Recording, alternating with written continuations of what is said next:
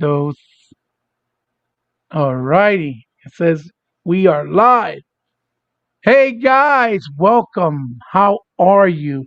It is me, your boy, Hebot, and I'm really, really excited to be back. I'm trying to bring back one of my segments that I started long ago, and because of situations, life, health, all those things, pandemic, you name it, it's kind of gotten in the way. And the last time I did one of these was with my brother, Sega Man. And as you know, I like to do a segment called Xbotians Let's Talk Podchat, where the idea behind my chat and my podcast is to do interviews with people within the gaming community that have been very impactful and that contribute in many different ways to the industry in a big way and in the community of gaming that really don't get the respect, the acknowledgement, and you know the time, the dedicated time that the community should definitely offer to them, because they are very special in many different ways. So by doing this, maybe we can get to know these people in a little bit more personal fashion, a lot more intimate, uh, get to know them a lot better for things we probably didn't know and that we find out as we go along with the interview. And I have the esteemed honor today to do someone that he's done so much and it's without question doesn't even need to be um, acknowledged, to be honest, because his mark in the industry to this point is very, very visible and it cannot be hidden. It's without question. And he's very graceful to be here with me today, with his giving me his presence and his time, taking away from his weekend, which means the world to me because it just shows me that he has an appreciation for me that I have as well for him. And anyone that makes time for me, it just means the world to me, and it touches me in a very deep and personal way because I have a lot of appreciation for him, and I'm very humbled. I'm humbled, and I feel very lucky to be able to have him here on the show and to be able to have his time dedicated to me and to you guys, my audience, right? So um, this person, doesn't need no introduction, to be honest with you, but I want to make sure that I make I do him justice because he deserves it, and if I can just make his brand a little bit better, or grow, even though I'm beneath him in many ways, for for obvious reasons, as you'll see, not because he thinks he's better than anyone, but because of his position and what he's done. Then that makes me like my job that I did, what I'm trying to do here today, all worth it. And, which is the whole idea behind Xbotians. Let's talk podcast. So without further ado, I would like to introduce you guys today to my amazing guest and a personal friend. Even though we don't speak often, but all he's ever done since the very beginning is just treat me like a brother and a friend, without question, and ask nothing in return. And I owe a lot to him uh, in many ways. So, guys, today I have the wonderful legend himself, my brother, the graphic god, J Dubs. How's So, it going, Jay, everyone? hey, Jay, how are you? Please introduce yourself, which you really don't need one, but Oh, let stop. people know where you are, how they can find you. Look at this handsome man showing his. He made the time to show his wonderful mug for Hebot on Xbotians Let's Talk. So, Jay, let them know where they can find you and who you are, my man. Cool. Well, my name is Jay. I go by Graphic God on Twitter and on social media. And I'm a 48-year-old graphic designer. Been doing this a long time. I got into the whole YouTube world probably around 2013 when Xbox released the One X or the Xbox, no, the one Xbox One, and started just building material for people to podcast basically. it's kind of how I got my start. Started Hmm. off doing avatars, and then T-shirts, and then overlays, and then intros, and it just kind of expanded from there. But other than that, that's who I am. I'm from Canada, Nova Scotia, Canada. Um, and yeah, I'm just really happy that you even wanted to do this with me. So thank you very much, Yvonne. Listen, the honor is all mine, my friend. And to be honest, guys, he does amazing, amazing work. Jay has mastered the art of bringing realistic style graphics into a cartoon esque, even kind of a video game esque type of world in his style of his art. And that's what makes him very distinct and different from a lot of people. He did my gamer pick. He's done so many in this whole community that we know, that when you look at it, you just know it's Jay's work. But to be honest, guys, today is not to talk about what we know so far about Jay, because that's the obvious. Today, my whole idea and goal for this is to get to know how Jay and why Jay, right, got the love and the passion that he did to this day that he said he's 48 years old or years of age, right? To be so passionate and so be so, involved with gaming till this, even to this day. So how was his journey? How did it all begin? And that's what I want to find out. And that's what I hope we discover along the ride in the interview. So Jay, my brother, let's get right to it because Sure. time is of the essence, right? So Yes, sir. Jay, uh, it's wonderful to hear to have you. Thank you again. Jay, my brother, just like many of us, we started long ago. Me, myself, started 1979. You're 3 years older than me. I'm 45. So, Right. my first question to you, Jay, is this: how did the wonderful graphic god got introduced to the world of video games? How did you know it marked your life that you were going to stick with it till the rest of your life, perhaps, right? That you Mhm. knew it was something you love, that it defined who you are as a person going along to this point. So my my furthest memory of gaming has to be when my dad brought home this device, and I can't even remember who the manufacturer was, but I remember the Mm-hmm. title was a Marksman, and what it Mm-hmm. was a Pong device, so it had multiple versions of Pong built into it. Plus, it had a light gun, so you could actually play games like skeet shooting on the screen. Got you. And if I was to remember the date, I'm probably thinking 77, 78, something like that, maybe even a little bit earlier. Um, but it was pre Atari for sure, and it's kind of what made me realize that there's more than board games. There's more than just going outside playing with your friends. There's this whole world of entertainment that you can do that's interactive on the television, and from there I've been hooked on that style of entertainment.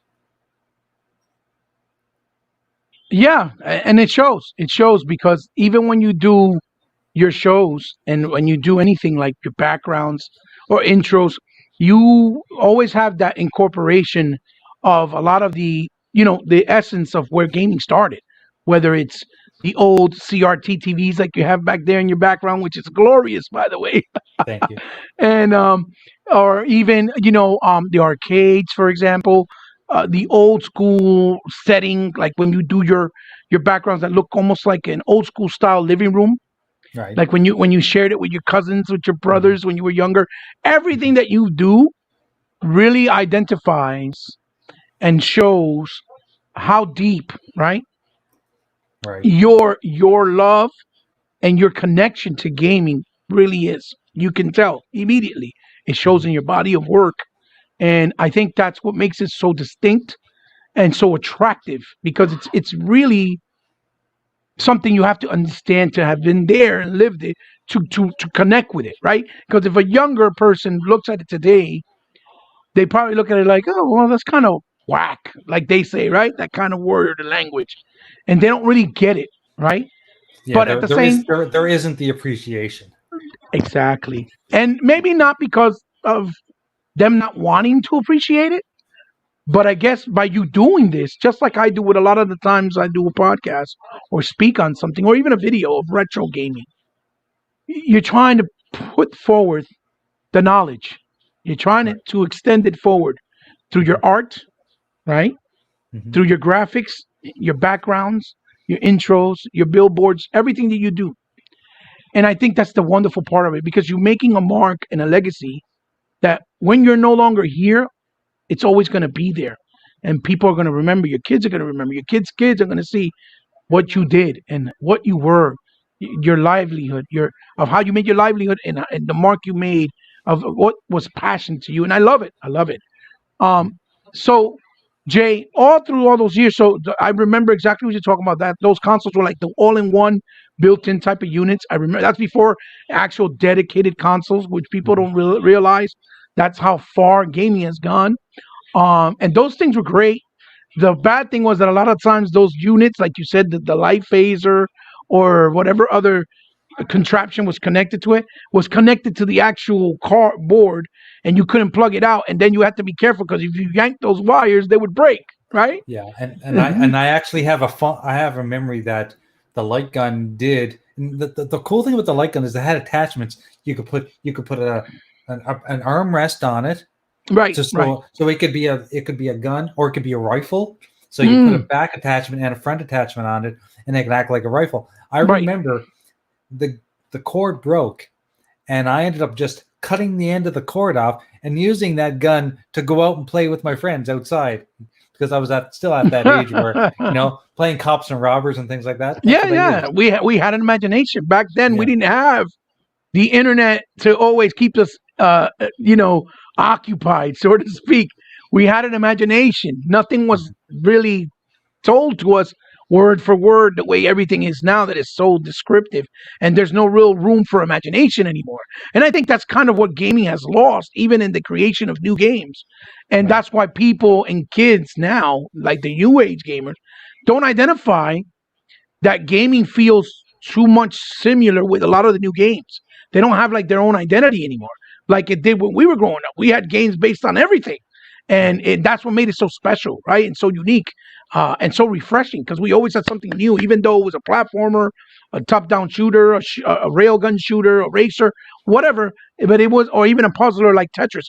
But it was different. It was always something from a different perspective or idea, and it just felt real refreshing every time when we tried something new. So Jay, my next question would be basically, so since that was your first introduction, what was your first console, Jay? Your first dedicated console that you had after that, since that was really not Right, considered a console per se, it was more of right, an entertainment unit, but your right, first console. right. So when the Atari came out, a lot of people jumped on the Atari train, and with good reason because it was basically one of the biggest introductions to cartridge-based gaming. Yeah. And I grew up in a poor family. I'm not trying to look for sympathy or anything, but I mean there were No, no.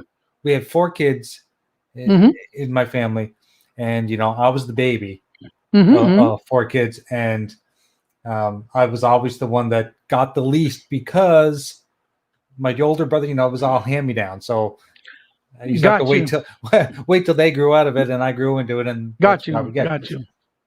But my mom knew that we wanted a video game console for, I guess it was a Christmas time, and I can't remember what year it was. It must have been late 70s, Thank you. and it was either late 70s or early 80s. Okay.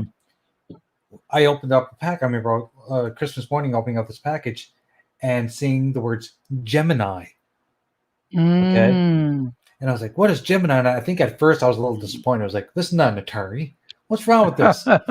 So a Gemini, a lot of people don't know this, it was made by Coleco, but it played Atari games. So you could play any Atari cartridge into your Coleco, Got you. into your Gemini, and it would play Atari games. So I remember getting the Gemini, and it came with two games. It was Donkey Kong and Mousetrap.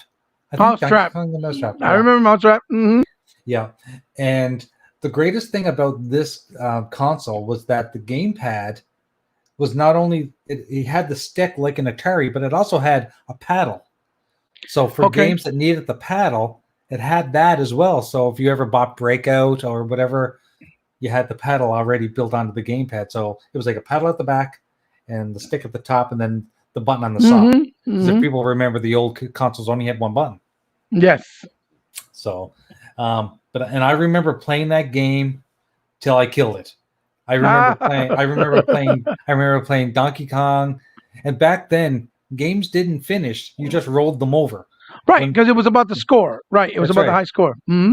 I remember rolling over Defender. I remember rolling over almost all those games. Yeah, That's how that was hard. I played. Yeah, and luckily I had a friend of mine in the area that also had an Atari, and we would trade games back and forth.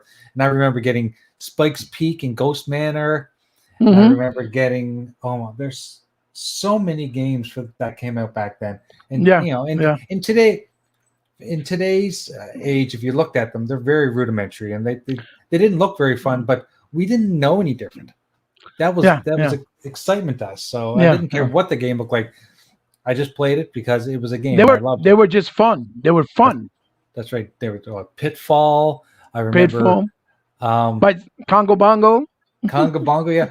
But the worst game, in my opinion, and I'm not even going to go there. So a lot of people think the worst game ever was E.T. Mm-hmm. In my opinion, E.T. wasn't the worst game. At least E.T., it kind of represented what it had to represent. Pac-Man on the Atari was terrible. It was absolutely terrible. Like, he would chomp, but if he went up, he'd keep chomping, but he'd go up this way. He never turned. He looked like this. It was terrible. Like, you'd think they would have got that right, but I'm pretty sure they kind of just threw that together just to make the money because Pac-Man was so popular back then. Right. Well, also it probably limits. I'm assuming the limitation of hardware as well. True. Because remember, still, regardless, in the arcade, everything was still running at 60 frames. That's the way everything was built. Mm-hmm. People don't realize 60 frame is something that's existed since forever. I know. It's just harder to incorporate now in games because they're so much more demanding. And all those geometries with the graphics, the detail, NPCs, the special effects, all that. It takes so much resource that it's very hard to keep all that intact while maintaining a frames per second per frame on the games, So, Jay, knowing that I'm going to imagine that console of yours, since you shared it with your sibling, it probably got a lot of time on it. I mean, I don't know how much it lasted you, but things were built to last back then. But. Yeah, I remember it getting so bad because, at one point we all had it on a very small television, and then one day we got a bigger television. So of course we wanted to put it on the big television. Back then you had to unscrew the little thing off the back. Yeah. Plugged into the RF switch. The RF switch. Either TV or video game. With the RF switch, yeah. Or you took the little two. I think they were like forks. They looked like little forks. Exactly. And then you had to roll. And I remember the forks. I remember the forks breaking. Snapping off, and I had to like strip the wire, and I think at one point I found some kind of like a, those bread ties that have the metal through the center. I think I must have used a bread tie just to extend the connection on those, just so I can get it wrapped around the television, so I can play it on other televisions. Because we were like disconnected from one, plug it into the other one, and then, of course, back then it was like, don't play that on my new TV. You're going to ruin the television. Yeah. So we had to have a dedicated television to play other stuff on, and my mom and dad gave us this little black and white TV, a little probably 14-inch or 10-inch or whatever it was, and said you have to play that down there on that one. So we didn't ruin the good television. Yeah, the good television. And when those forks broke, it was like because you couldn't replace the RF switch. Yeah. At first, but then you would go to then you would go to Radio Shack or something like the Wiz. They'd have go a default. Pick one up. Yeah. But the problem was, since they were aftermarket ones, whenever you used them, you would get more showery look on your screen when you played your games. It didn't Right. look like it had shower. You're like, oh, you could tell the difference, and it sucked because you Yeah. would have to, Big time. it was a like, oh no, it broke the forks. I know exactly what you're talking about. Yeah. So Jay, since I'm assuming after that you transitioned to like uh, NES Master System. What was your first? So the next one was Master System, Mm-hmm. and the story behind that was everyone was getting a Nintendo. Everybody was getting a Nintendo, and I was like, well, if I wanted a Nintendo, I can just go to my buddy's place and play his. I wanted to Thank get you. the new system, right? Right. And I don't back then it wasn't all about graphics and stuff, but I could tell before buying my Master System, and I asked for it for Christmas one year, like 1987, I think it was. I asked for the Master System, and I remember seeing the commercials, and I was thinking, this actually does look better than a Nintendo. Right. So here's what we'll do. I will get the Mhm. Sega Master System, and if I want to play Nintendo, I'll just trade with my friend.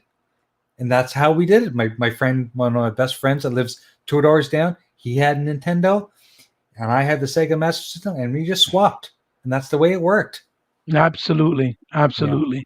And you know what, Jay? I think in a lot of ways, me and you, right? We have that commonality, right? Because Mhm. that was the same thing with me. But believe it or not, it was exactly the same thing. What ended up happening was, everybody was talking about Nintendo, Nintendo, Nintendo. And to be honest, I was turned off by Nintendo. And Mhm. you're probably gonna say it's stupid, but I'm gonna tell you why. Okay. Even though this is about you, the interview, I'm sorry. I'm just gonna, because That's fine. I the don't mind. stories are very similar. Mhm. But what happened was, I'm a big beat 'em up fan. Okay, Yeah. no, anybody that knows me knows I love beat 'em ups. That's my favorite genre.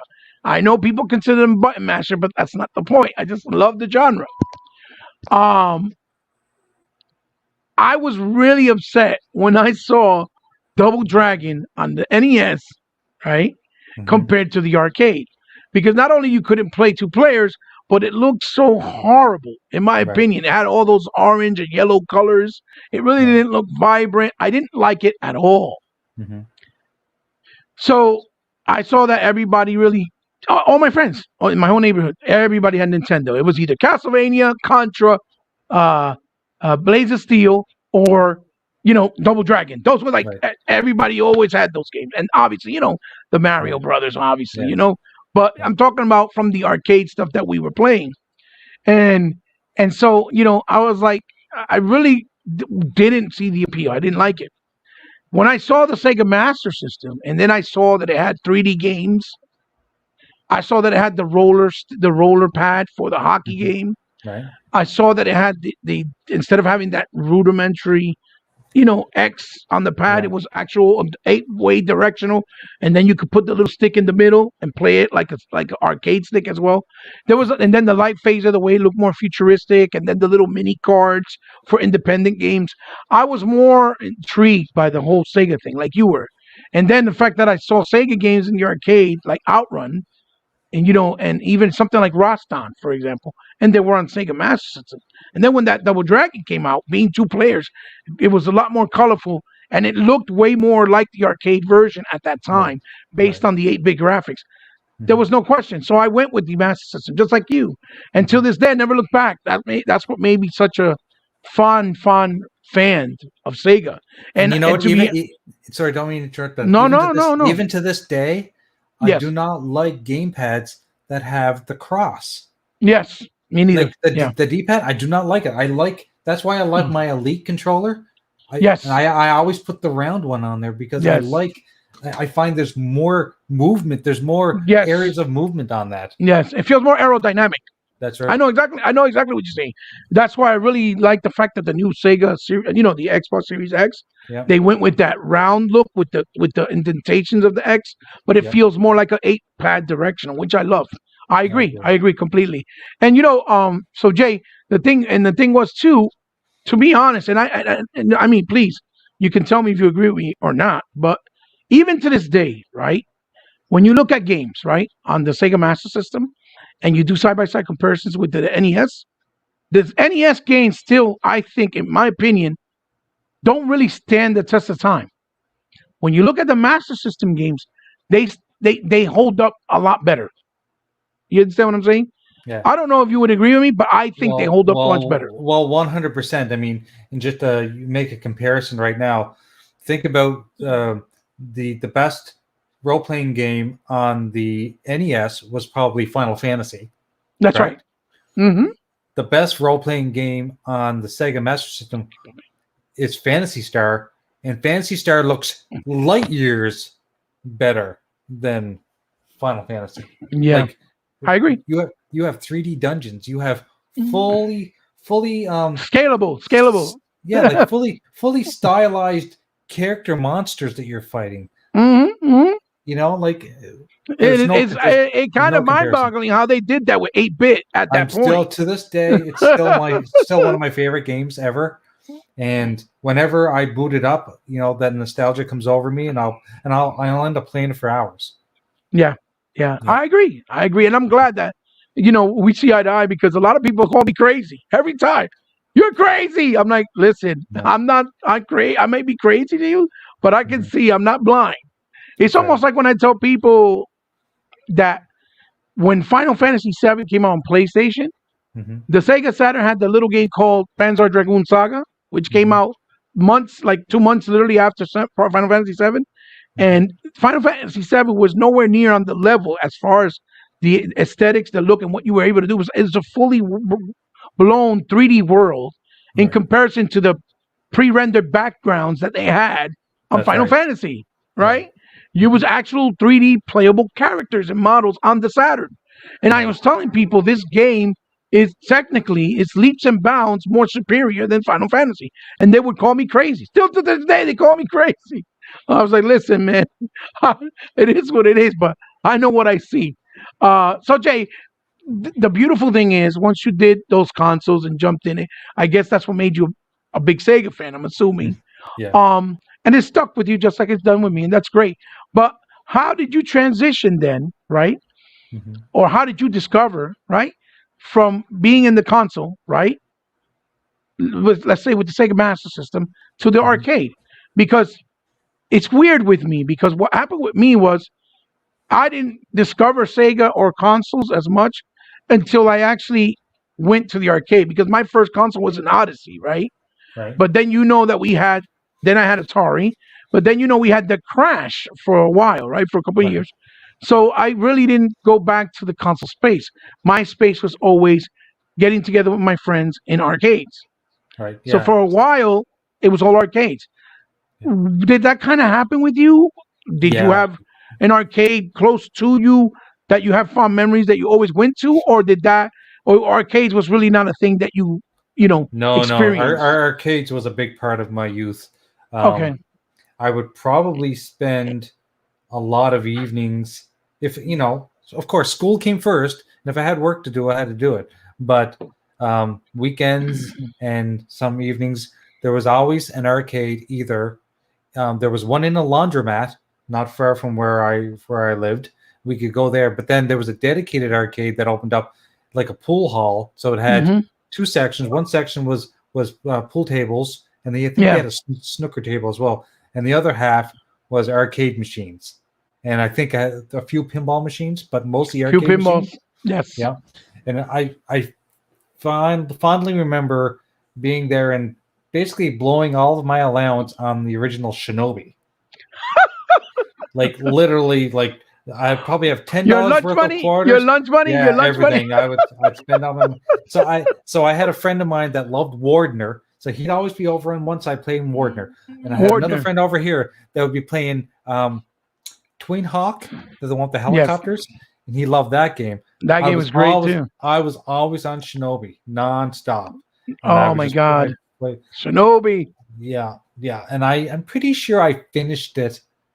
After spending probably over $100 just perfecting the skills, and then I became the guy that when I showed up at the arcades. So my nickname back when I was a kid was Willie, because my last name is Williams. So I would walk into the arcade, and some people would go, "Oh, Willie's here," and then they move away from the Shinobi machine. And not that I was a bully or anything, but they knew, like, If they It wanted to was learn anything, they'd move out of the way and let me play. it was the recognition. I know exactly what Right. you're talking about. Yeah, I did the same thing and went to arcades, spent hundreds of dollars mastering it to the point where I was able to beat the game with one quarter. But that Yeah. took me a while and a lot of Yeah. money. And let me That's tell right. you, it was a lot of days where I went without eating lunch because I would Oh yeah. lie to my mother. Oh my God, and spend the Yeah. money to play it, and then Yeah. go to her again and make some elaborate story to get like $5 more, Yeah. $12 more, $20, and she's like, and to the point where I would sometimes get hit because she'd get mad. Right. But you know what I mean. Oh, 100%. And my mom used to go for groceries at a mall that was about 15 minutes away from my home. So whenever she wanted to go to the grocery store, and I would ask if can I tag along. She thought I was there to help her with groceries. As soon as I got to the mall, I said, can I have a few dollars? And because they had a really good arcade at the mall, and I And you just know go in what? there. Go ahead. Go ahead. No, Finish up. just say that she'd give me my money and I'd be at the arcade for she'd be getting groceries for an hour, and I had a good hour playing games. So And now that you say that, you always noticed back then there was always that one spot, right? Whether it was the laundromat, whether it was a certain local pizzeria, or mhm, back in the day, people don't know. Whenever you went to like like a supermarket, like mhm, ShopRite, it would be mhm, kind of like an inside build plaza, right? right, Where yeah, they would have like movie rentals, pizzerias. mhm, Those spots always tend to have that one particular game that was I really know. good that you didn't see in your local arcades and you only could play it there. Oh, So yeah. it was always like like an event almost. Like, oh, I can't wait when mom goes to the shop. I'm gonna go. I want to go play, Oh, and it's yeah. crazy. It's We crazy because that we always we happened. we had a bowling alley. We had a Yeah. bowling alley that had amazing games, and I remember any chance I had. I mean, I bowled as well when I was a Hmm. kid, Hmm. but any chance I had to go to the bowling alley, it was like, okay, I'd do my two strings of bowling, then I'd be right in the arcade games. Yeah. Yeah. You need to. Shame on me. I would never even bowl. I just play the game. I was so addicted. It's terrible. So Jay, look, I know art has been a big part of your life. Obviously, Mhm. everyone that knows you to this point knows that without a Right. doubt, and it's a beautiful thing because you have given so much to the world so far. And in my opinion, with your art, right? And it's just beautiful to look at. Every time you come up with a new like gamer tag for a new person on Right. on Right. social, and you look at it, it's always exciting to see what you do, the interpretation. I remember when you sent me the one you did for me, Mhm. I came into tears because I was like, wow, how did he do that? Because you incorporated my look with everything that I was trying to do with my banner, right? Where it was Right. He-Man with Xbox, video game, but you did so many little fine details. Like a lot of people won't realize that on my sword, it's a upside down controller as the main of the Right. sword, Right. and it looks like an Xbox 360 controller. Or on the logo of where the crest would be of He-Man's chest, where it Mhm. was the H crest or the cross chest, you made the logo of Xbox on it. A lot Right. of little minute details that if you paid attention and you see, they're there and they're wonderful. They're fantastic. And that's what makes it so exciting. So exciting. I've always been about that. Like when I do designs for people, I love to throw in little subtle things that you may never catch the first time, but down the road you may see them. It just adds a little more to it. Some people ask me to do things that are like just in your face, blatant, and it's like that's no fun. It's better to Yeah. like The slip little, them in there. yes, yes. Yeah. Because it makes you pay attention, but it also gives you a more appreciation for the actual piece. Right. And you're a perfectionist, I got to say, because when you did my first one, I thought it was perfect. Okay, from the Mhm. name, the font coloring, the font style, the outlining, everything. I Mhm. thought it was perfect, and I think you went through three, four, maybe six different iterations until you were done. You added the towel, you added the Mhm. glasses, you added different color, and I thought every one was perfect. It just got better and better. So you're definitely a perfectionist, and I respect that because that means you take a lot of care and you have a lot of pride in what you do, even though Right. you may do it for no money. Ladies Mhm. and gentlemen, this man sometimes does things for no money. He just does it to show people the love and the talent that he has, and it's wonderful. It's fantastic because people like you, right? They're few and far between. You don't see that anymore, Jay. You don't. You get that kind of love from people now only if they get something big in return, right? Moolah, right? Right. Or reputation, right? Whatever the case may be. And of course, you're doing it for both because it's a plus, but you really do it first from the heart, and it shows, and that's what defines you. Yeah, like a lot of people would probably, maybe some people feel the same way, but I have multiple Yeah, I'm loves. sure. Right. I have multiple loves, right? I love video games. I love cartoons. I love action movies. I love drawing. Yes. If I have an opportunity to create something, I love being creative. I love sitting down and with my, like, I've got a Surface tablet over here that I do all my drawing on.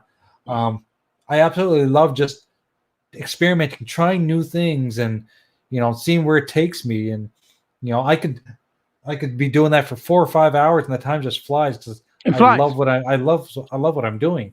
And the fact that I'm finding people that also love what I'm doing, just makes it even better. Right. I completely understand and agree. So I think that's a perfect way to segue to my next question. And how did you find and figure out or discovered really when you wanted to make sure, because you already knew you had a labor of love for art, that you wanted to incorporate it into gaming? Like, how did you knew that that was something that you wanted to do? Because this was before YouTube, I'm assuming, that ideas started popping up, right? You probably were one of those people that's like, I would love to do cover arts for games. I'm pretty sure that's the type of person you probably were. No. Oh, and because I'm pretty sure that I have done mock-ups in the past too. Right. Yeah. Because it just comes out from you in your aura. You could tell that that's the type of mentality that you probably had. At least that's what I see, especially when I see the work. How did you decide, even before this whole YouTube thing, because I'm probably YouTube just made it more expandable for you to expose yourself. Right. But how did you decide that you wanted to, or when did you know, right, that you wanted to incorporate that into gaming? I think, so I've always had a background in cartooning. So, right. And I went to art school in the 90s, and a big part of doing art school was honing my skills in illustration and caricatures and things like that. And so I did a lot of those things, even for newspapers. Like, you must have a newspaper in your local area. There's a cartoonist that does political cartoons, right? Yeah. So I idolized a few of those guys growing up, and I always wanted to do what they did. And I was very fortunate that I had an opportunity to do that for a couple local papers back in the 90s. And that's kind of where I got started doing the caricatures. And then when the whole YouTube world came about and gaming, I saw that people needed a representation, that the whole idea of avatars, to me, it was like just it expanded everything I thought that I could do, but on a broader level. So instead of just creating something for somebody and them hanging it on their wall, now this person could take a picture that I've drawn for them and use it on social media. And like, the term social media, in my opinion, is still fairly new, Yes. Yeah. And like the avatar, the idea of the avatar has not been around that long, but it's blown up. Now you can use an avatar on everything. Right. And when I noticed that, I thought, maybe this is a way that I can show my art to people, and then they can use it to represent themselves on social media. And then, it's hard for me to put it into words, but it wasn't that I wanted the exposure. I just I love the fact. I love the idea of the opportunity of showing people, right? Showing people and having it shown anywhere in the world. Like now with internet and with being able to connect to people over social media with anyone in any part of the world that has the internet, me knowing that I probably have an avatar created on almost every corner across the world of the earth. Yes. That's exciting to me. I could imagine. I could only imagine, because it's going to keep, the internet is going to keep your body of work preserved forever. Right. You know what I mean? forever. It's always going to be there, and that is the beauty of that. And two things you mentioned when you started talking about that were, I would like to touch base if it's okay with you. You Sure. said you went to art school. Mhm. Would you mind sharing what school you went to and how was that experience for you, or Oh, no? sure. So the place I went to was called the Nova Scotia College of Art and Design. It's now been renamed NASCAD University. Um, Okay. it was always a degree granting institution, but it's been around for 100 years, so they called it the Nova Scotia College of Art and Design, and the initials NSCAD we turned into NASCAD. That's what we call it, NASCAD. Got you. Yeah, Okay. Okay. and so I went to NASCAD in 1992 and graduated in 95 with a degree in graphic design. And while I was there, I not only did graphic design, I also did multimedia, and I did animation, and 2D animation, not 3D animation, 2D. Right. During the Sprite animation. eras. Right. That's right. And then after graduating from college, I worked multiple jobs in the tech industry. Nice. Working for design firms and working for companies that needed custom animations, things like that. I got my start in digital animation using Flash. Do you remember Flash? Yeah. Well, Flash. Back then it wasn't. Back then it wasn't. Adobe didn't own it. It was owned by a company called Macromedia. And even before Macromedia owned it, it was called Future Splash Animator. So that's really old. And I remember starting off using it back then. But Macromedia bought it. On the floppy, right? Yeah. Yeah. So Macromedia bought it, and they called it Flash. And it was basically a vector-based application to allow you to animate vectors. And the greatest thing about vectors was that they were much smaller than rasterized images. So, for instance, a JPEG is rasterized, but a Flash file is a vector, meaning it's made by ones and zeros, like it's mathematical equations that are building it, which also means that you could blow it up to any size and it would never lose its integrity. So that's the greatest thing about vectors. So I started designing and editing and creating animations in Flash, and that got me multiple jobs. I jumped from I have this claim to fame that between the years of 1995 and 2003, I think I had 9 jobs. And, nice. And a lot of people think, well, you jumped around a lot. I said, no, here's the problem. Especially where I'm from, those types of tech jobs, where a lot of them were startups, and a lot of them didn't last. So I was laid off almost every time. 3 of those companies went into receivership, and they shut down the whole company. So I had to go on to the next job. Right. And then after all that had happened to me, I was kind of, I was very tainted. I didn't want to take another tech job. But then I got married, and then my wife got pregnant with twins. And I had this full plan that I was going to go full freelance. And I was just going to work from home and freelance for people and do that stuff. And my wife got pregnant, and I went, yeah, I think I better get a full-time job now to support my family. Right. So I took a job with the university, and with that job at the university, I was doing simulation for online courses, which allowed me to do a lot of Flash animation and graphic design and video editing, all the stuff that I had learned while in college and up to that point in my career. So it was the perfect opportunity. And to this day, I've been at the same university for 18 years. So wow, that is amazing. And you never, it makes perfect sense now when I think about it, with the style that you do with your artwork, that you said with the comics and local like newspapers, they would do the comic strips. It makes perfect sense now, because that's kind of that I look at it now, how your style of creating characters for people is. Right. It looks a lot like the way they would do the comic strip with real people, with the super hyper exposed or exaggerated features and I almost always make the head bigger than the rest of the body. It's usually proportionally too big, but I like that style. I love it. It reminds me of JJ and Jeff. Remember? Right. Or like the Ghostbusters on the Genesis, where their heads are. Yeah. I always loved that. I thought it was great. Yeah. That's fantastic. Did you ever, at any point, and again, this is an interview to get to know you more personally. Mhm. Please, if it's something that I cannot ask you or you won't want to talk about, feel free. You let me know, and we'll Okay. move on. But Okay. did you ever wanted to maybe explore different ventures, like with bigger companies? Did you ever try to apply to, like, let's say, to like a Marvel?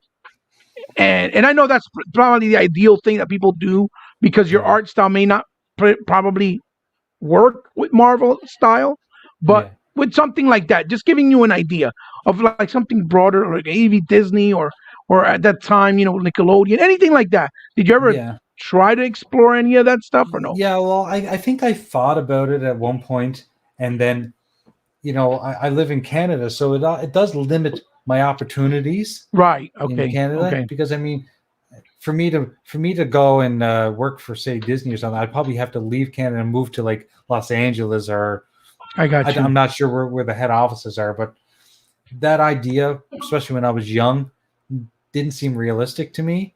I got you. So I I got so you. I probably tried to stay where I was and do the opportunities that I could here. But one thing that I did do was I was really interested in Disney animation, especially like one of my favorite animated movies is Aladdin, right? Beautiful. Love Beautiful that movie. movie. And not just because Robin Williams is one of my Yeah. idols, Yeah. but That just like I love animation that. is, Yeah, exactly. It's it's phenomenal. incredible. And so I decided to work with a woman who actually graduated from. Um, there's a college in Canada called Sheridan College, and a lot of people may not know what Sheridan College is, but Hmm. it's basically where they train animators that go to work for Disney. So she worked for. She actually graduated from Sheridan. She worked for Disney. She actually worked on the Space Jam movie. Wow. Okay. Yeah, Yeah. Hmm. and and I, I don't want to put words in her mouth, but I seem to remember that she wasn't happy working with Disney. I think it was Okay. very hard to work Okay. there. They were Okay. very demanding. She ended up leaving Disney and coming back to Canada, and she I started got up you. her own animation school, and that's kind of where I learned my skills in animating, doing Oh, hand-drawn okay. animation with her. And I worked with Okay. her for probably a year. So I did school with her, and then she basically pulled me right out of school and got me working on productions for one of the local television stations. And I did that. Nice. And I did that in the late '90s. Okay. Yeah, Okay. Wow, that's fantastic. That is yeah, amazing, Jay. Thank you for sharing. That is really, really. See, this is why it's very important to kind of understand the journey, right, right?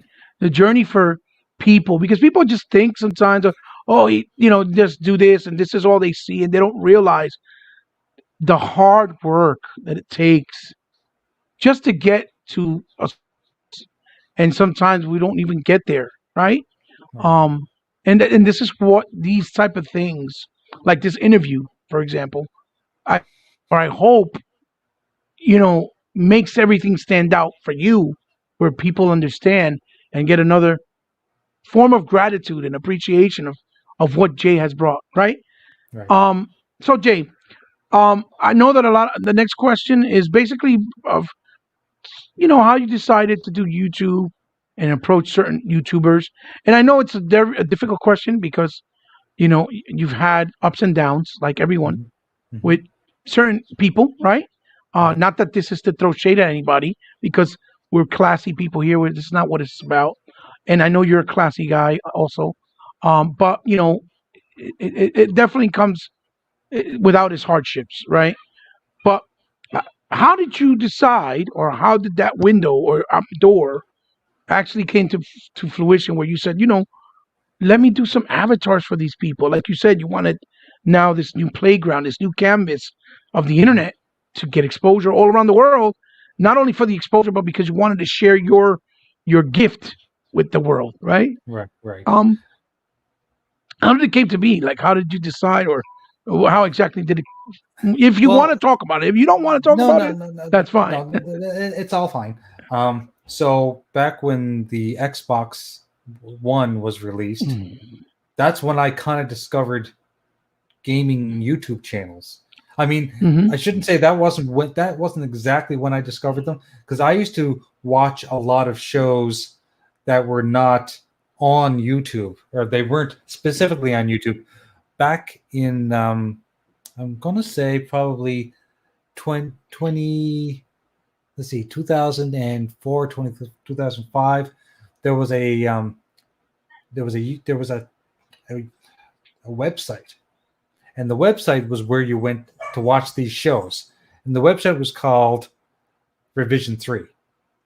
And a lot of people may not remember Revision 3, but Revision 3 was basically a culmination of a bunch of people that used to be on television, on G4 television. Remember, a lot Yeah. of people Mm-hmm. remember G4. There was G4 and there was Tech TV, and they combined Mm-hmm. into one. I used to watch a lot of that. So that's where I was getting a lot of my gaming news and gaming information. When all that popped, a lot of these people that had shows on there, they moved their content on the web. And it wasn't on YouTube right away. It was on these dedicated websites that you go to. And they had one called Revision 3. Mm-hmm. And I started watching these guys called the Totally Rad Show. And some people may not remember them, but Mm-hmm. I think. there was Alex Albrecht, Dan Trachtenberg, and Jeff Kanata, 3 guys. And what they did was basically they stood in front of a green screen, and they had a guy that was like a cameraman and an editor, Mm-hmm. and they would talk about video games, comic books, and movies, and sometimes TV shows if it related to nerd culture. It was always usually nerd culture. And I Right. got, Right. I got watching these guys, and I was pretty addicted to them. They started off being once a week, so you would wait till like Wednesday to watch them, and then they started going daily, Mm-hmm. which was great because then I get to watch them every day. And I'm sure that did a toll on the video editor because then he was probably working nonstop for them, and the production level was pretty high. If you ever go back and watch those, you can now Right. watch their show on YouTube, their old shows. And like I said, it's called the Totally Rad Show. The Totally Rad Show. Mm-hmm. Yeah. And a lot of people may not realize this, but Dan Trachtenberg, who used to be on the Totally Rad Show, he was an aspiring movie director. And to this, right now, he actually works for J.J. Abrams, and he produces films for J.J. Abrams. He did 12 Cloverfield Lane. He directed that one. Yeah. And there was one, and there's another one recently that he directed, and I can't remember what it is, but from JJ. Yeah, from Bad Robot Productions. Yeah, from Bad Robot Productions. Yeah. I mean, maybe. Yeah, go ahead. I was just gonna, but if you look his name up, Dan Trachtenberg, I'm sure you'll find his IMDb Dan with all Trachtenberg. I will. the stuff he's worked with. I will. But he was one of the 3 guys, and they used to do the show, and they started asking for user submissions of for their backdrops because they use green screens. So I started sending them backdrops, right? So I would send them backdrops, stuff like that, and then one day I'm seeing my backdrop on their show, and I'm like blown away, like, wow, they used my stuff. It's so exciting. And of course, they'd give you a shout out and stuff like that. And then because you would just email them to this generic email address. And what really blew me away after that was probably, after a couple of months of sending them content and them using periodic designs, they emailed me and said, hey, we want to do a t-shirt design now. Do you think you'd be interested in doing shirts for us? And I was like, well, 100%. Of course I would. Right. So, and then we got into a relationship like that. So I would email them, they'd email me back, and I'd send them designs, and everything was well. I even had an opportunity to go down to Los Angeles for a conference, and I contacted the 3 guys to say, is there any chance we could all meet up? And I actually got to meet Jeff Kanata, and we met up for beers one night and hung out and and just shot the shit. And he was just at the point where he was getting married and having children and stuff. And it was a great conversation. And I'd already had kids, and so he was like picking my brain about what's it like being a dad, and can you give me any advice? It was really good. That was awesome. That sounds awesome. That sounds It was a awesome. fun time. Then that show ended, so that they were doing revision 3 on that, and then they moved to YouTube. They have their own station on YouTube where you can watch it all there. When that show ended, I was kind of like, what do I watch now? And then I realized there were a ton of people putting up content on YouTube, Right. game related. These little snippets of gameplay with voiceovers and stuff like that. And I thought, oh wow, this is interesting.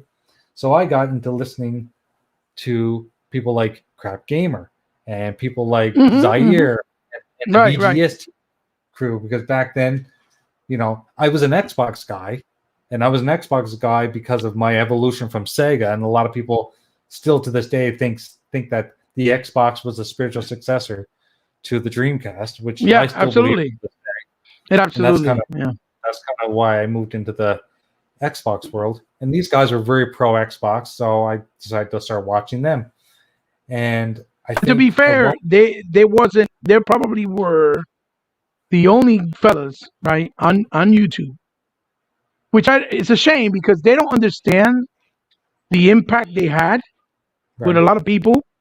And when they started going, drifting the other direction, which they have every right to, that it wasn't because people didn't care about them no more or didn't respect them.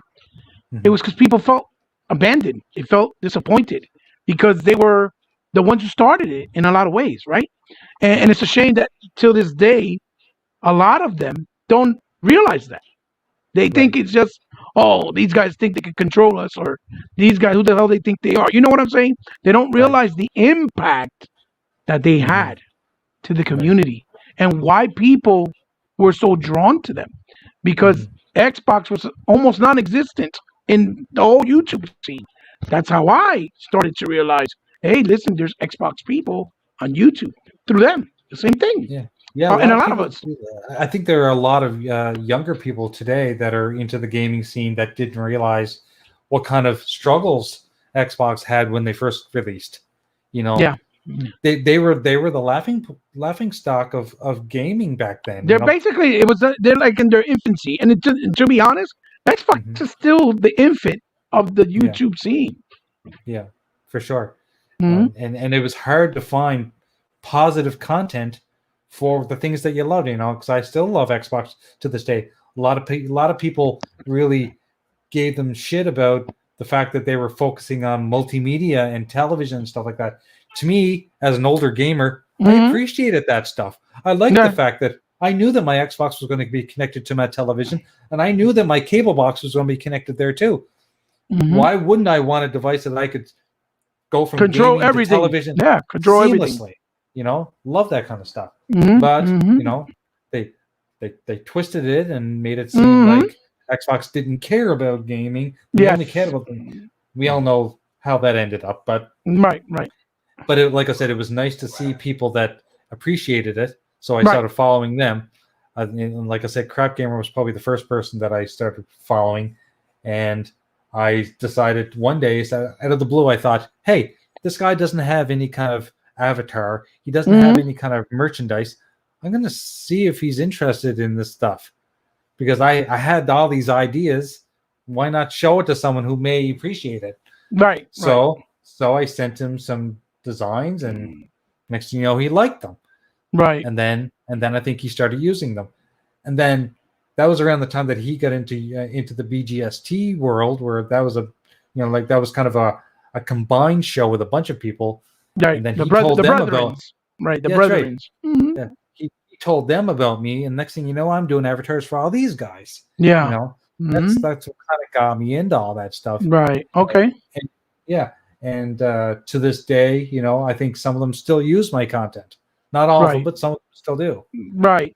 And you know what? I whether things worked out in good ways or bad ways, it's great that you did do the approach, and it's great that they did give you that window for you to start making connections, right? Because I think in long term, it has grown the J-Dub Graphic God brand in a very positive way. Right. We could all have disagreements, and bygones could be bygones, But I Mhm. think a world without J Dubs now in the YouTube gaming community would not be the same, right? Right. I honestly feel that way I appreciate because that. you've made a mark, and Right. you've made a mark in a positive way with your heart, with your talent, and I can't, see a world with gaming without Jay Graphic God's artwork, Hmm. right? Right. Right. So Jay, uh, I only have a few more questions because again, it's Sunday afternoon. I don't want to take your whole Sure. Sunday night. Uh, but we could talk for hours because me and you connect in so Oh many yeah. ways. I can tell, and I know, and I'm pretty sure you feel the same. Or the feelings mutual. But Hey, listen. I'm just staring behind you, trying to like figure out. Okay, which action figure is that one? Which one is that? uh, Oh, I want all well, those. that one right there is I see Gerald, Bruce. and from Witcher, Bruce Is that Lee is is that right Bruce there, Lee? Yeah. and Yeah. that's the Eridan from And who's Everything on the Glass. who's on the other side of you? That's a He-Man. Is that Moss Man? Wait, over The other here, side of you. Yeah. Yeah. that's Toxic Avenger. Oh, Toxic The Avengers. from Green. the That's Toxic Crusader cartoon, nice. and Yeah. then that's there, right there. This right there. Yeah. Those are the characters from the Call of Duty, the zombie one. Cool. I Right. forgot from I McFarlane. love.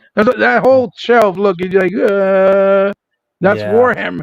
That right there is Nice. Warhammer, as you see right there. And That's then awesome. you see more of that. You see, look who's Yeah. there. Look who's there. Look who's there. Is the Doom guy. Wait, Oh yeah. there's the Doom guy right next to Bruce Lee. Wait a second. Speaking of Doom Guy, have you been watching the new Superman and Lois show? Not yet. I'm hearing a lot of good things, but not yet. Not yet. Okay, I'm so sorry. they're okay. No, that's okay. They're putting a lot of money in special effects, Oh but yeah. I'm just gonna warn you. You may just see Doom Guy if you watch that show. Oh, okay. All right. Now you got I'm me not gonna ruin you. It's curious. gonna be a surprise. It's gonna be a surprise. Okay. Yeah. I just hope that people realize that a lot of the things that they're doing with Lois and Clark, like a lot of the shots, have been heavily inspired with what I've seen Right. from Zack Snyder. I'm Oh just yeah. I'm just saying because they Yeah. don't like giving credit where credit is due, No. and he's a visionary in my opinion. And I'm really looking forward to the So Jay, Snyder look, cut. oh my God, you and the Yeah. whole world, I think at this point. It's an Yeah. exciting week, definitely.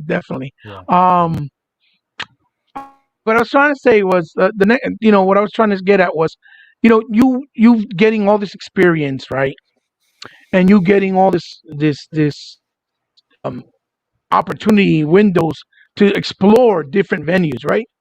Right. You know how we have certain other people in the industry that also do art, right, and different types of Right. things. Yeah. You personally, from your heart, right, from yourself, from your own want. I'm not talking because of what other people. I'm talking from J Dub want, right? Right. What J Right. Dub wants. You yourself, have you felt maybe an urge, a little bit, to maybe approach certain developers, like indie developers, when they do like physical game copy of covers, or even when they want to do giveaways, like certain type of things, like whether it's a controller, whether it's a statue, to kind of imprint your artwork and style with things in the gaming industry of today, like other people are doing in their own way, right? Right. Not to mention names, because obviously I'm not trying to Yeah. promote anyone. This is about J Dubs and the Graphic God, right? So this is about you. Have you ever thought, or have you gotten the itch maybe to approach these people, and maybe, because I would love, me personally, I would love to see a video game artwork of an indie game, whatever the case may be. Like, it doesn't matter what it is, something in the indie space, right? Let's Mhm. just say like an upcoming game, like Cast. Let's just say, right, Right. with a cover that I know my friend J Dubs created. Me personally, I would love to see. That's just me, Yeah. but I don't know if J Dubs wants that. So I'm asking Yeah. J Dubs, my boy, my brother, have you gotten that itch to, or curiosity of maybe trying or going in that approach? I think I would. I think I would. Um, if I was only working freelance and that was my main goal, was to was to look for work to do for people. That might be my goal, but I do have a full-time job, and the stuff that I do on the side, like the avatars and the intros and the banners and stuff like that, that's all just side entertainment for me, right? So I really, unless I had a lot of free time, I don't think I would even be able to approach someone with doing that kind of work, that level of work, because that's a big job. I got you. Mind you, Okay, I got you. I have mocked things up in the past and shown them around, but it's not a goal of mine. If you know what I mean. It's not. I don't look to have all that stuff done. Could I do it? Maybe. I think it would be a lot of effort on my part to try to like find the people that would want to work with me, and then there's this whole level of disappointment if they don't like what you're doing. I'm a little shy as well, so I don't really like to put myself out there. So I think, I don't know why, but I got it. If the opportunity arose, if the opportunity arose and someone said, "Hey, do you know that these guys are looking for stuff?" I might throw my hat in the ring, but I very rarely, unlike, okay, I'm kind of contradicting myself because I said I kind of sent some stuff off to people early in the YouTube world, but I think those days are done with me, like just throwing stuff out there. But if, like I said, if the opportunity arose and someone said, these guys are looking for something, I might throw my hat in the ring and do something really nice with them. But I'm not currently looking for that extra kind of work, just because I know how much time consuming it can be. And like I said, I have family, I have children, I have dogs, I have a career that I have to deal with, plus all the side stuff. So I really don't look that closely at doing that kind of stuff. Really. So basically, you have your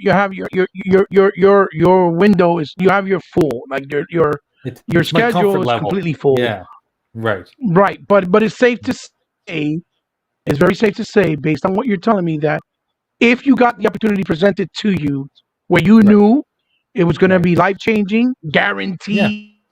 Going to have to worry about if you left your job. Thing, when you get to our age, I got you.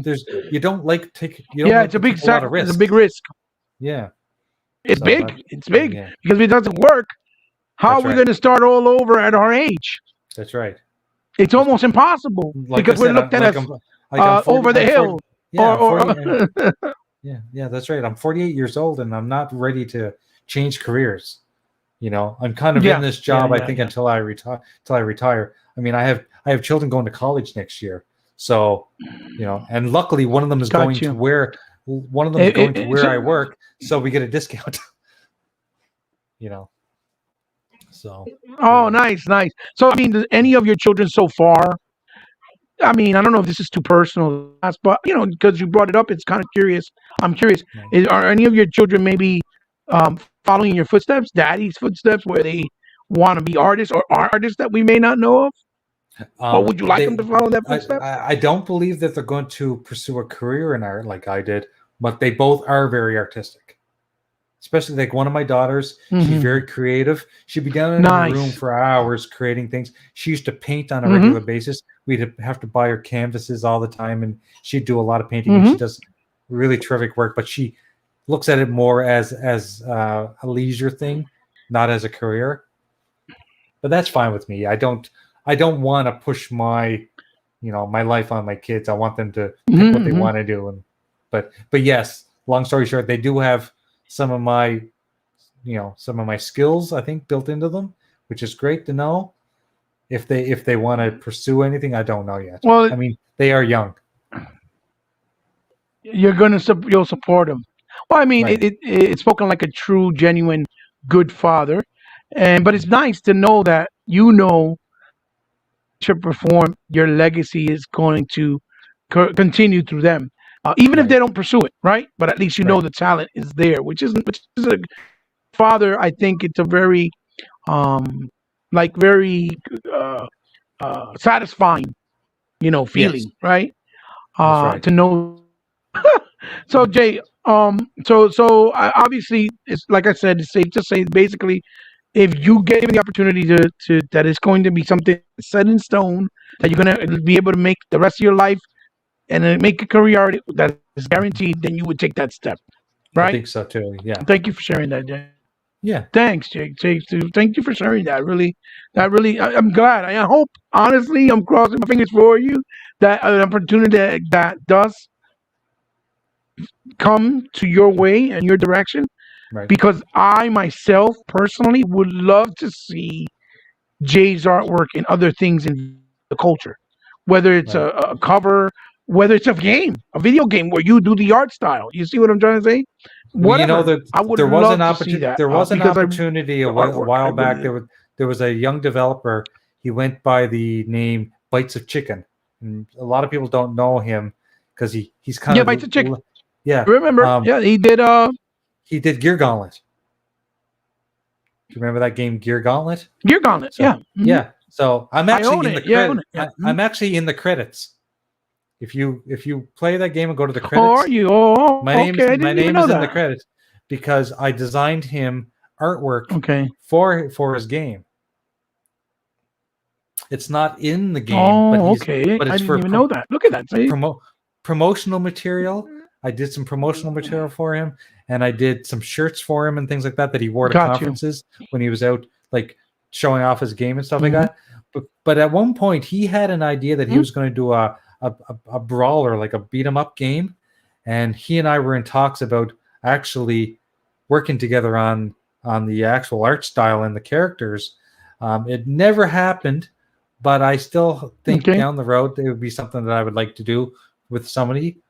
I'm not a programmer. I'm an artist, so I would never probably be able to build a game Yes. on my own. Yeah. But if I Obviously. could find a developer that would want to use my art, I'd love to work with them. Right. That I hope so, because, like I said, your artwork is so unique and yet so much fun. Right. I would love to see it. Me personally, I would love to see it. Um, so Jay, you played a lot of games. You played a lot of stuff to the years, and you're doing all this art. So, giving the realistic take and how humble you're being about the whole situation, where do you really want to see yourself, Jay, from this point forward in the next maybe 5 years, as far as your contribution or your goal, right, or your end game for the future, for not only your brand, um, but for what you want to do, like things maybe that you want to do going forward on YouTube with Retro Renegades. Guys, if you don't know, he has an amazing podcast that he created that is really off the hip, non scripted, just basically based off everything gaming with retro style. And he has a wonderful cast with him, always changing, bringing new, old. And that's one of his things that he does as well. That's something that we all would like to see. Well, I personally would like to see keep going. And I know you don't get enough um, enough support, because I see it. I know, and it's a shame, because it's one of the most realistic and genuine podcasts with real gamers, right? That talk real games, right? Despite whether you agree with everybody or not, that's not the point. It's Jay's creation with a few other people, and it's a labor of love. You can definitely tell.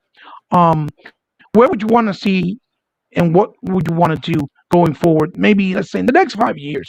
What kind of uh, where do you see yourself? What do you want to do as far as that, Well, like you or a just explained, contribution, right? yeah. We do Retro Renegades on Tuesday nights, and it is a labor of love. It's basically, I never wanted to do a show which involved console war stuff, because that seems to be the only thing that people want to do these days. And when I was approached to do another show, my first reaction was, if I do anything on YouTube, it has to be non-console war. It's got to be stuff that has nothing to do with things that are happening today. That's why we decided to do retro.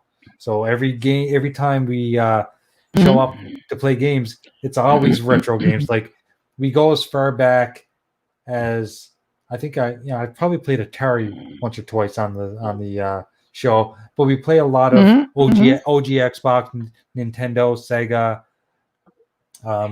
even old PlayStation, all the old handhelds. We play all those on the show, and Mm-hmm, mm-hmm. we just talk. We talk about whatever the hell we want to talk about. We don't adhere to a script. We don't try to just talk about the same topics that everyone has already spoken about 10 times that week, Mm-hmm. because I just get bored of those types of shows. Um, Mm-hmm. Mm-hmm.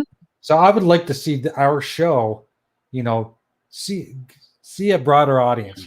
People start to appreciate what we do, and I would love for people to realize that nine out of 10 of the shows that they've watched that week all have the same content. They may have a different look, but they have the same content. I want people to appreciate Mm-hmm. the differences out there. Appreciate that we don't just play the console war game, but we are still entertaining. That's my goal. Will it ever happen? That I don't know. You know, I'm relying on humanity to change their views on what is entertainment, which I think is going to be a very hard battle. People think the console war is entertainment. They like seeing You ain't people lying. argue. They like seeing people argue. They like seeing people fight in the chat, in the live chat. That's just not me. I'm not Mm-hmm. into that at all. I don't like that. So that's Mm-hmm. that's my YouTube answer. But as for the stuff that I do on the side, I would be lying if I said that I wouldn't like to be able to quit my job, my full-time job, and work at home and create things for people, for YouTubers, and make a living at it. I have a website called XboxGamerPicks.com where you can go in and order avatars, but I would love to expand that to say Mm-hmm. avatars and more. Come here, your one-stop shop to get your banners, your intros, your avatars, yeah, everything. Problem is, I'm one person, and I'm reluctant to go and jump down that road because I think I would be bombarded with too much work, and I don't like disappointing people. I don't like saying to people, sure, sign up and I'll do your work, but you may have to wait 3 months. I'm not, I hate telling people they have to wait for their stuff, but it's the reality of time and life. I don't have time to do everyone's work. Mm-hmm. Sometimes I will outsource it to people. When I can't Mm-hmm. do it all, there are some other great community members that do this type of artwork on in this small YouTube community. I will send them stuff periodically, but I would love to be able to do that full time and be able to do it competently and on time. But right now, I like the pace that I'm doing it. I kind of pick and choose my projects. Mm-hmm. I don't just do everyone's work Mm-hmm. because I honestly don't want to work with everybody. Like I have this integrity level where if I don't Mm-hmm. like you as a person, but money doesn't matter. I'm more about honor and integrity. And if I notice that you're not a very good person online, I will not work with you, no matter what money you I throw got at you. me. I got I you. want to promote positivity in this community, and the way to start with that is to cut out the people that are not positive. Got you. I got That's you. how you do it. So, And it's an honorable approach. I really do think so. And to be honest, it's very hard because I started We Got Next a while back. I tried to do it with legal, right? mhm, But because of scheduling and differences, it's very difficult. Because right, he's done his own thing and I'm doing my own thing, and that's right, fine. But I've tried to maintain it, but it's hard because, like you said, myself, I'm of the same mindset. I don't really want to do a podcast where all we do is regurgitate articles, right? right, Or the same news feed. So what I try to do with We Got Next is bring people from the community, right? That maybe have supported everybody for all these years mhm, and nobody really reached out to them. That's why I use the word we got next, as we did in the arcade, putting the quarters on the top of the marquee, saying right, it's our turn. Kind of a metaphor to have the voices of those that be in the comment sections, right? To be able to come out and speak and let their voice be heard. That's always been right, my idea. So when I do the shows, like you said, I try to do it where it's not us just regurgitating, but talking about in perspective of what we feel ourselves as people and gamers, and how we think it might work and might not work. So kind of Right. break it up, right? To break it up. Mhm. But it's hard. It's hard because you want to do shows about, like I try to do retrobots where I'm talking about an old school game while playing with someone like Sega Man, for example, a retro Right. game that maybe somebody never played before or that people forgot about. Um, but in the context where we're talking about it and how that game affected us and reflected us at the time when we first played it for the first time. That's Right. the idea with that. So I get exactly what you're saying, and it's wonderful. And I really do hope, honestly, from the bottom of my heart, that you get that opportunity where one day you comfortable enough where you could just do what you love and Right. continue to do stuff for people, because you deserve it, Jay. In my opinion, I really do. Uh, so, Jay, the question I like to ask when I try to come to the ending of the podcast, right, is a question that I've asked all my guests that I've had before. If you've seen me do the interviews, that I think it's just fun. I want to know what game for Mr. J Dove himself here, right, that you played in gaming life, right, that you can remember that was kind of rare, maybe a gem, a hidden gem, right? That Right. a lot of people maybe didn't gravitate to, don't remember, or maybe they didn't even play before. That you've played, that you in your memory, that you remember, that you can share with us. What was Jay's favorite hidden gem that someone may not had known about, and talk a little bit about it if you want. That's a really tough question because I've played so many games. I know. Um, I'm looking at my screen here of games that I put up behind me of all my favorite games. I think I basically picked all of the games that people loved, although I don't think a ton of people probably have played Wonder Boy and Monsterland, the Okay. the first one. Right. That is a game that you know it didn't start off like the original Wonder Boy was the Mm-hmm. dude on the skateboard, throwing axes at the snails. That evolved to this role playing type game and many sequels after that. Mm-hmm. Um, to this day, it's probably one of my favorite games. I remember getting it on the Master System and It was a being lot of blo- fun. being blown away on how close it was to the arcade version. Right, You right. know, yeah, And it I didn't. was I never super knew it was close. an arcade game. Never knew that it was Yeah, in the arcade. Go ahead. Go ahead. Go yeah, ahead, Jay. yeah. So it was an arcade game, and back when I was telling you about the days that I was playing Shinobi, I Mm-hmm. think I was going between Shinobi and Wonder Boy at that same time, jumping between them. Um, but yeah, it's probably one of my favorite games, and you can see it. Let me point to it as right. You can't see it on your Let's see. screen Wait. because we're Yeah. we're No. cut. Yeah, if Let's you want to see. bring your phone, okay. Let's see. Yeah, Hold on. Hold on. yeah, this Hold one on. right Let's see. here. Hold on. Hold on. Hold on. Go ahead, Jay. There we Go go. for it. Yeah, It's my right my there. my my finger's gonna get cut off because of the green Just screen. just move. Yeah. But yeah, it's gonna get cut off. But that's okay. But he's right there. You see the little dude I in the see it. diaper, the little dude in the Yes. diaper jumping around and collecting coins. And that game was full of secrets, secret coins here and there, and Yes. secret rooms that you would find. It's right Um, across from Jim, right across the other side on J Dubs. What it is for us is our yeah, right, his left. right over there. Yeah, There but it is. I love that game to this day, and I will periodically play it on Retro Renegades. Nice. Like if there's a day that I can't think of what to play, I usually throw that game in there and I'll play it. And I believe there's a arcade version that came out recently in one of those collections where you could play it on Xbox, the actual arcade version of it. That's right, you I can. just don't remember which one it was, but In I that believe in that there's. game, it's super hard. I tried Oh to go back yes, and play the arcade version. The arcade version is super hard. it is So hard. yeah. Remember, guys. Go ahead. Go ahead. Go ahead. I'll No, say what. no, no. I was just going to say that I'm hoping and praying that they do a remaster of this game down the road, like they did with the Dragon's Trap. Yes. The Dragon's Trap Oh, was the Dragon was Trap looks another, gorgeous. Gorgeous. and the remake is gorgeous. And if you haven't played it, that's another game that was on the Sega Master System as well, and to this day, it's still one of my favorite games.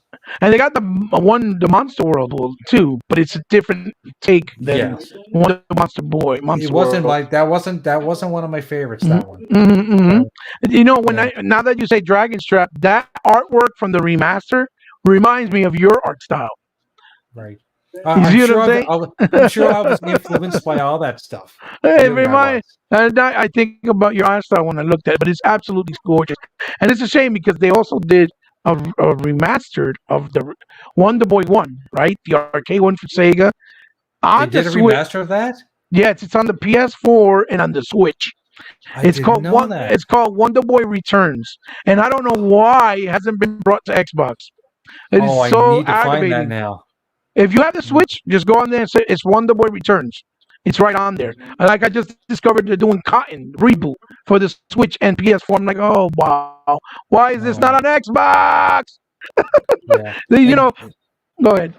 And another game that they remastered recently, which I've watched multiple reviews. So, and I'm not a guy that listens to reviews to buy games. I usually buy games because I want to buy games. Absolutely, yeah.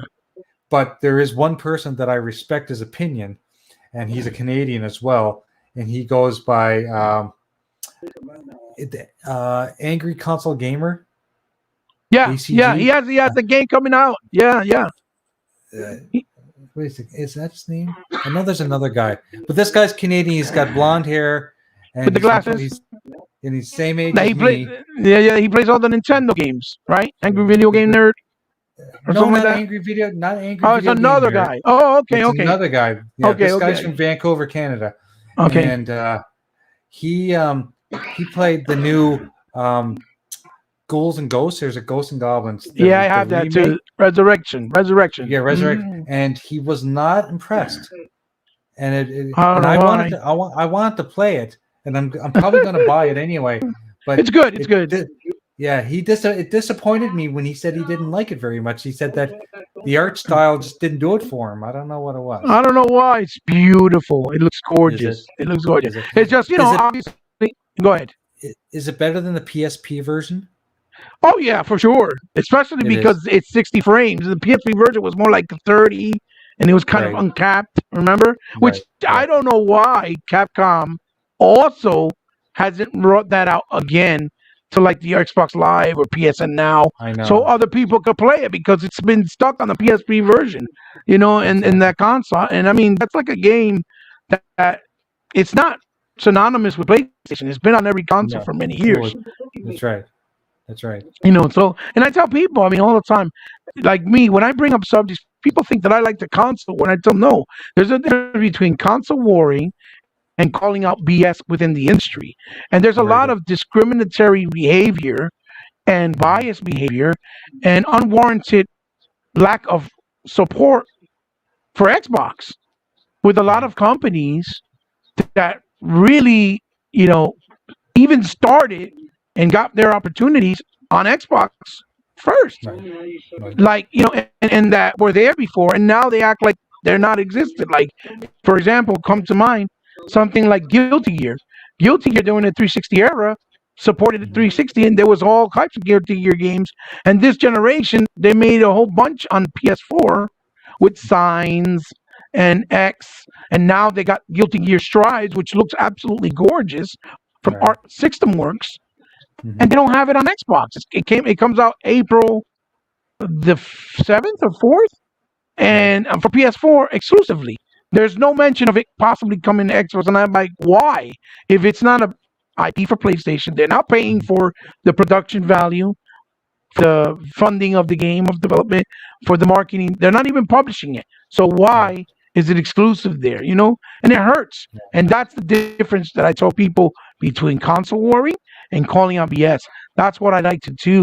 And it's a shame because it always gets kind of lost in the mix, But you know that. You understand where my my angle is. Yeah. So Jay, you look, I want, and honestly, I seriously can't thank you enough for taking the time out. I know it's not long enough to really talk more, to give you more exposure of yourself and your life and your history, Well, that just means we'll do it again. Yeah, exactly. Well, what you've been managed to share here today, I'm thank you for sharing it with me, with the audience. Hopefully, when I put this up on the channel, Mhm. and I hope that it makes a mark the way that it should, because you deserve it as being a kind soul, a class act, a genuine human being. And I have so much respect and admiration and respect for you in so many ways. Um, and Yeah, I hope respect that goes both ways. I just want to let you know that. Oh, thank Jay. Thank you.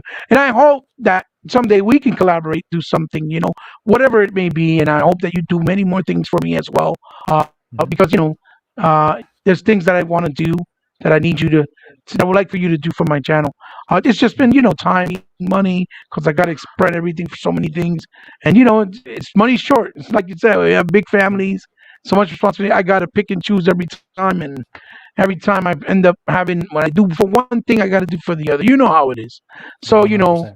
I appreciate you taking out the time, and appreciate you coming out here today, joining us uh, here at Xbotians. Let's talk Podchat. I hope that you understand this is your home as well. You're my brother in gaming as well in real life. And I hope that we can stay friends forever until the end of our walk of our destination, right? And welcome back any other time, whenever you choose or whenever you can. And so let the people know, Jay, what you have working up next. If you have anything up, any projects you're working on that might be coming up soon, or where they can find you, promote your Retro Renegade.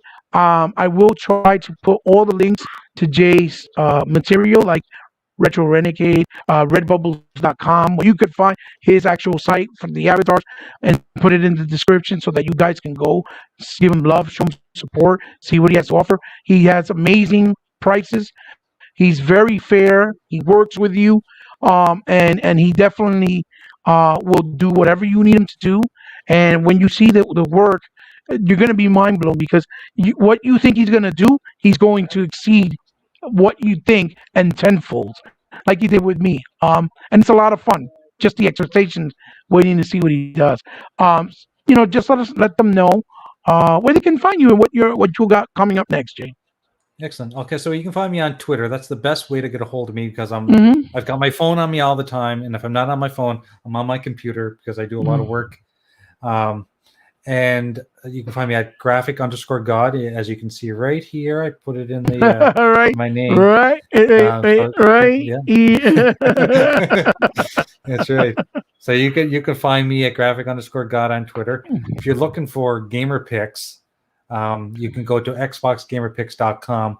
I'm currently revamping my form system, so you'll go there, and if you want to order something, it'll prompt you to go to YouTube, or sorry, it'll prompt you to go to Twitter to contact me or email Okay, me. okay. But until I get the form up and running, I have a friend of mine who's a programmer who's going to help me revamp it and make it a lot easier for people to order picks from me. So Hmm. that's how. So like I said, xboxgamerpicks.com, and Retro Renegades on Tuesday nights. I can't give you a URL because we don't have a dedicated URL yet. Right That's now, it's fine. just a bunch of letters and numbers that don't make any sense. But I will give it to Heba, and he'll put it in the description so you guys can find us on Tuesday nights. And please just come over and give us a like and a subscribe. And hopefully you like what we do, because what we do I think, is very unique. And, we talk from the heart, and, we just do what we want to do.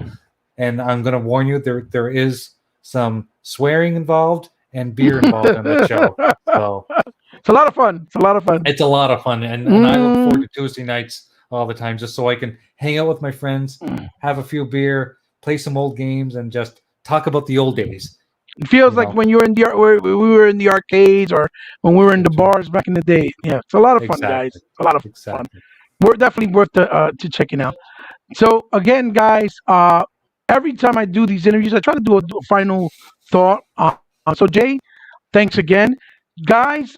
Like I said, gaming is you know a very special medium that has just expanded and grown through many years. And to be honest, I feel like the gaming essence has been lost in translation. But we always find hidden gems. We always find certain things that remind us what it is, what it means, and what it stands for, and how important and valuable it really is to a lot of us, especially those that grew up from the very beginning. And those hidden gems come few and far between. And that, of course, comes in the way of many different mediums. And in this case, someone like J Dub, it comes through art, it comes through, his retro programming, it comes through his love of experiences through gaming.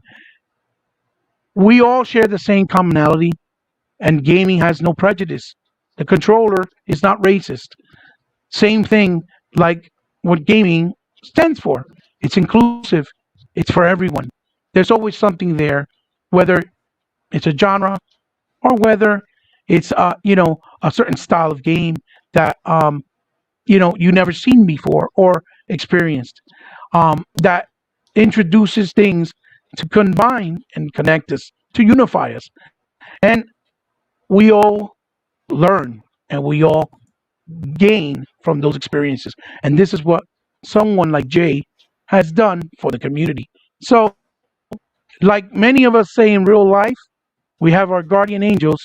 I consider Jay a guardian angel of the gaming community. So, guys, with that, I'll let you go. This is your host, Ebot. I want to thank you for stopping by for the Xbotians Let's Talk Podchat alongside my great friend, the graphic god. Let's keep gaming, guys. Remember, Xbox for life, like a sickness that can't be cured. That's the saying. That's my slogan.